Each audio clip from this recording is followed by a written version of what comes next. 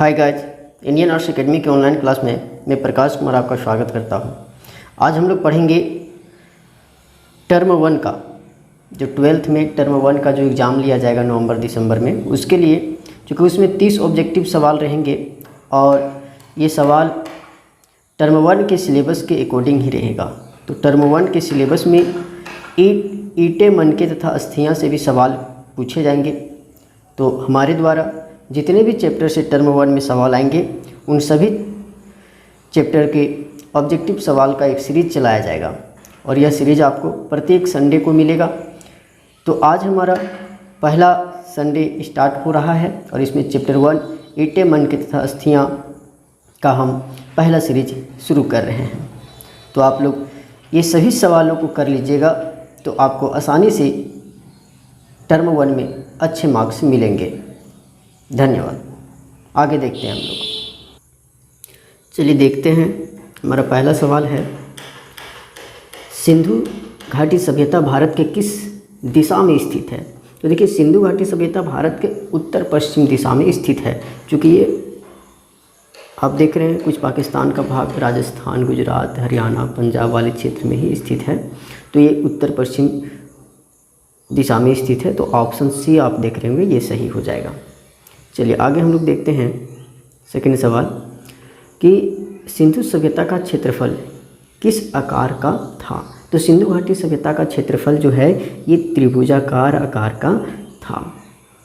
Next सवाल हमारा next है कि सिंधु सभ्यता से संबंधित स्थल चन्हुदड़ों की सर्वप्रथम खोज की थी। तो चन्हुदड़ों की खोज सर्वप्रथम किसने की? तो चन्हुदड़ों की खोज सर्वप्रथम एनजी मजूमदार ने किए थे। चलिए चौथा सवाल हम लोग देखते हैं कि सिंधु से संबंधित स्थल रोपड़ का उत्खनन कराया था।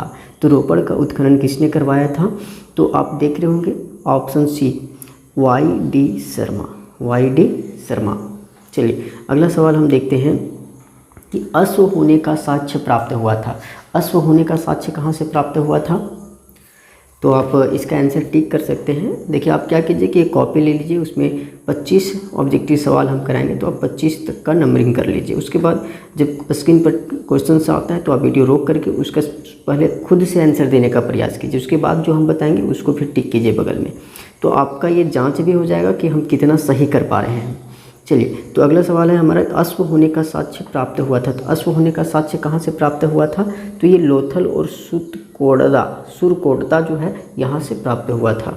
चलिए अगला हमारा सवाल है कि सिंधु सभ्यता मेसोपोटामिया की देन थी, यह कथन किसका था? तो आप ऑप्शन देख रहे होंगे, आप इसका आंसर जानते हैं तो आप टिक कीजिए अपनी कॉपी में, बाकी हम बताते हैं। ऑप्शन ये है व्हीलर और दूसरा है बी में गार्डन। तो इसका आंसर हो जाएगा उपर्युक्त दोनों, मतलब इन दोनों ने क्या किया था? तो सिंधु सभ्यता मेसोपोटामिया संस्कृति की देन है, ये इन्होंने कहा था। चलिए अगला सवाल हमारा है,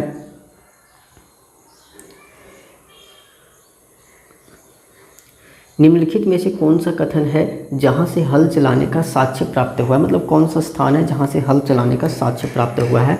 तो ऑप्शन आप देख रहे होंगे, हल का साक्ष्य, जुते हुए खेत का साक्ष्य कहाँ से प्राप्त हुआ है बताइए? आपको क्लास में पढ़ाए हैं। तो ये हो जाएगा कालीबंगा। चलिए अगला हमारा सवाल है कि हड़प्पा सभ्यता का स्वरूप क्या था? तो हड़प्पा सभ्यता का जो स्वरूप था, आप टिक कीजिए इसको अपने कॉपी में, ये था स्वरूप, इसका था शहरी सभ्यता का स्वरूप था। ऑप्शन बी आप देख रहे होंगे, ये ऑप्शन बी सही होगा। चलिए अगला हमारा सवाल है, हड़प्पा सभ्यता का सबसे बड़ा नगर कौन था? तो हड़प्पा सभ्यता का सबसे बड़ा नगर था ऑप्शन बी, मोहनजोदड़ो। चलिए नेक्स्ट हमारा है, हड़प्पा सभ्यता की सर्वप्रथम खोज की थी। हड़प्पा का खोज सर्वप्रथम किसने किया था? तो हड़प्पा का खोज सर्वप्रथम किया था दयाराम साहनी ने। ऑप्शन बी सही होगा इसमें। चलिए अगला सवाल है हमारा कि हड़प्पा किस नदी के किनारे स्थित है? हड़प्पा किस नदी के किनारे है? तो हड़प्पा जो है ये रावी नदी के किनारे है। ऑप्शन डी आप देख पा रहे होंगे, ऑप्शन डी सही होगा। नेक्स्ट है, हड़प्पा सभ्यता की सबसे महत्वपूर्ण विशेषता थी। हड़प्पा सभ्यता की सबसे महत्वपूर्ण विशेषता क्या थी? आप लगाइए इसको टिक। हड़प्पा सभ्यता की सबसे महत्वपूर्ण विशेषता थी नगर योजना व वास्तुकला। चलिए नेक्स्ट हमारा सवाल है कि हड़प्पा सभ्यता का प्रशासन था। हड़प्पा सभ्यता का प्रशासन कैसा था? तो हड़प्पा सभ्यता का प्रशासन था नगर पालिका का प्रशासन था वहाँ पर। चूँकि आप नगरीय सभ्यता होने का साक्ष्य देखते हैं तो नगर पालिका का शासन वहाँ पर माना जाता है। नेक्स्ट है कि हड़प्पा सभ्यता के पतन के क्या कारण थे? अब बहुत सारे कारण आपको क्लास में बताए हैं, तो क्या कारण थे? विदेशी आक्रमण क्या था? ये भी था। प्राकृतिक कारण था? तो ये भी था। मानवीय कारण था? हाँ, तो ये भी था। तो आप ऑप्शन देख रहे होंगे डी, उपर्युक्त सभी इसके आंसर होंगे। चलिए नेक्स्ट हम लोग देखते हैं कि हड़प्पा सभ्यता के स्थल में स्त्री के गर्भ से पौधा निकलता दिखता है। स्त्री के गर्भ से पौधा निकलता दिखता है, तो ये किस स्थान से ऐसा होता है? तो आप ऑप्शन देख रहे होंगे सी, हड़प्पा से, है ना। चलिए नेक्स्ट सवाल है हमारा, सिंधु घाटी सभ्यता के स्थल में सर्वप्रथम किस स्थल का उत्खनन हुआ था? तो सिंधु घाटी सभ्यता के स्थलों में सर्वप्रथम जो है ये हड़प्पा नामक स्थान का उत्खनन हुआ था। इसी के नाम पर इसका नाम हड़प्पा सभ्यता पड़ा, चूँकि प्रथम स्थान था ये। नेक्स्ट है, सिंधु सभ्यता में गोदीबाड़ा का प्रमाण कहाँ से मिला है? तो सिंधु सभ्यता में गोदीबाड़ा का प्रमाण लोथल से प्राप्त हुआ है। चलिए नेक्स्ट हमारा सवाल है कि किस सिंधु स्थल से सूती कपड़े के साक्ष्य मिले हैं? तो इसका आंसर हो जाएगा आपका ऑप्शन डी, सूती कपड़े के जो साक्ष्य मिले हैं ये मोहनजोदड़ो से ही प्राप्त हुए हैं। नेक्स्ट है हमारा, मोहनजोदड़ो का उत्खनन किसने करवाया था? तो मोहनजोदड़ो का उत्खनन राखाल दास बनर्जी ने करवाया था, अर्थात ऑप्शन देख रहे होंगे R D. Banerjee. R D. Banerjee, option C सही होगा। चलिए नेक्स्ट हमारा है, मोहनजोदड़ो किस नदी के किनारे बसा हुआ है? तो मोहनजोदड़ो जो है ये सिंधु नदी के किनारे बसा हुआ है। सिंधु नदी के किनारे बसा हुआ है। चलिए बहुत अच्छी। नेक्स्ट है, मोहनजोदड़ो किस भाषा का शब्द है? तो मोहनजोदड़ो आप देख रहे होंगे ऑप्शन बी, सिंधु, है ना। ऑप्शन बी सिंधु या सिंधी भाषा का शब्द है, सिंधी भाषा का शब्द है। लोथल, लोथल कहाँ स्थित है? तो लोथल जो है ये गुजरात राज्य में स्थित है। लोथल गुजरात राज्य में स्थित है। चलिए नेक्स्ट हमारा सवाल है, प्राचीन इतिहास का निर्माण किया गया। प्राचीन इतिहास का निर्माण किस आधार पर किया गया है? तो साहित्यिक स्रोतों के आधार पर, विदेशी यात्रियों के विवरण के आधार पर, पुरातात्विक अवशेषों के आधार पर, या उपर्युक्त सभी। तो देखिए आपको हम क्लास में बताए थे कि प्राचीन इतिहास का जो निर्माण किया जाता है इस साहित्यिक स्रोत के आधार पर भी किया जाता है, विदेशी यात्रियों के विवरण के आधार पर भी किया जाता है, पुरातात्विक अवशेषों के आधार पर भी किया जाता है। तो ऑप्शन डी जो है ये इसका सही हो जाएगा, ऑप्शन डी। चलिए नेक्स्ट हमारा सवाल है, कालीबंगा भारत के किस राज्य में स्थित है? तो बहुत ही इंपॉर्टेंट सवाल है ये क्वेश्चन से कई बार रिपीट होते हैं। ये क्वेश्चन से कई बार रिपीट होते हैं, तो आप इसका आंसर बता सकते हैं। कालीबंगा जो है ये राजस्थान राज्य में स्थित है, ऑप्शन सी सही हो जाएगा। चलिए नेक्स्ट, गंदे पानी की निकासी की समुचित व्यवस्था सर्वप्रथम किस सभ्यता में देखने को मिलती है? तो गंदे पानी की समुचित व्यवस्था सर्वप्रथम जो है ये किस सभ्यता में देखने को मिलती है? तो आप देखे होंगे सिंधु घाटी सभ्यता के बारे में पढ़े हैं, तो वहाँ पर नाली व्यवस्था बहुत अच्छा था, है ना। तो ये नाली व्यवस्था वहाँ पर बहुत अच्छा था, मतलब इसका आंसर हो जाएगा ऑप्शन ए।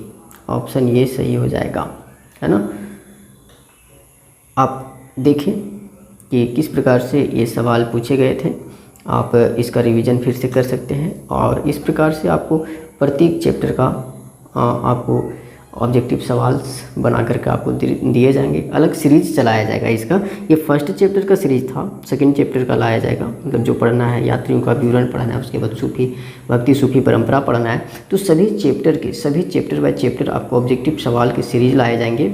और मेरा अनुभव है, मेरा अनुमान है, क्योंकि मैं कई वर्षों से क्लास 12th को पढ़ा रहा हूँ इतिहास, और हमारे द्वारा सेलेक्ट किए गए सवाल डायरेक्टली एग्ज़ाम में पूछे जाते हैं। तो इस प्रकार से मेरे अनुमान के अनुसार मेरे अनुभव के आधार पर ये डायरेक्ट सवाल एग्ज़ाम में आएंगे। तो आप इसका तैयारी करके रहें, और जैसे ही ये सेट जारी करता है जेक, तो हमारे द्वारा सेट भी आप लोग के साथ डिस्कशन किया जाएगा, आप उसमें भी पार्टिसिपेट कर सकते हैं। तो बहुत ही जल्द आप लोग के लिए सेकंड चैप्टर आपका साथ रहा तो सेकंड चैप्टर भी हम लाएंगे। बाकी ये वीडियो आपको अच्छा लगा तो आप अपने दोस्तों तक इसे शेयर कीजिए, जिससे उनका भी रिजल्ट काफ़ी अच्छा हो जाए। धन्यवाद, मिलते हैं अगले वीडियो में।